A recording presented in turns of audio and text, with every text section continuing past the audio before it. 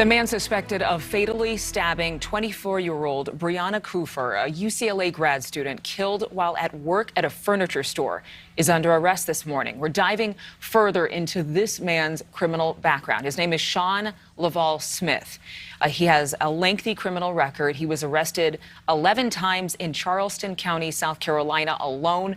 One of his cases is still pending there, which accuses Smith of firing a weapon inside of an occupied vehicle. He was arrested on theft charges in California. Joining us right now is criminal defense attorney Matt Fakhoury. This guy has what looks like a long rap sheet of less significant charges than what he's accused of in L.A. But these all point to a history of crime. Will his priors be taken into account with regard to this murder case? Absolutely. Priors are taken into account, especially when it comes to sentencing. As far as the actual criminal case is concerned, priors typically are not allowed to show that if he's committed crimes before, he's probably committed this crime, a propensity type of thing. So no, in as far as a criminal case, it won't be considered. But if he does get convicted of this, then definitely his priors will be relevant. The details of this particular case in L.A. are chilling. He just walks into a furniture store. If this is him, again, innocent until proven guilty, walks into a furniture store, stabs this young woman in an unprovoked attack, and then is seen casually walking down an alley to a convenience store. Now, whether or not he was mentally ill, what is the most serious charge he could face?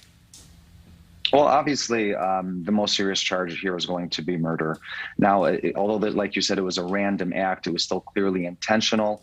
A death resulted, and murder charges obviously would be appropriate here. I think the prosecutors would also charge him with an aggravated battery with a deadly weapon, possibly even a burglary charge, depending on why he entered the store. But the most serious charge is going to be murder because it is obviously punishable by life in prison in the state of California. How do criminals like this manage to fly under the radar for so long? There's two perspectives on this. First of all, he should have never left the state of South Carolina. I have a feeling he defied the court's order if there was a pending case there and came here regardless of that. Once he came to California regardless of that. Once he started getting into trouble in California, the state of South Carolina should have been notified. And the problem is states don't really talk to each other when it comes to this type of issue very well.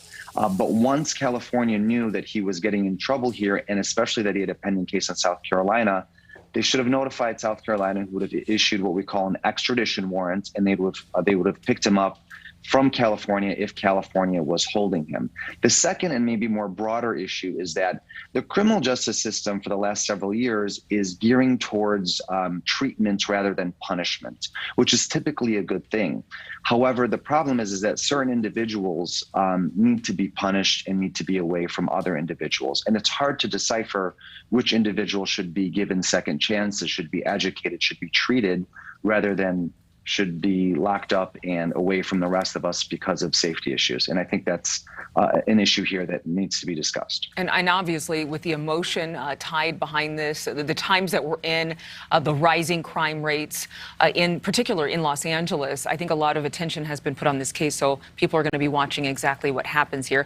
Thank you so much for watching. Make sure to click on the red subscribe button below so you can get more of NewsNation's fact-driven, unbiased coverage.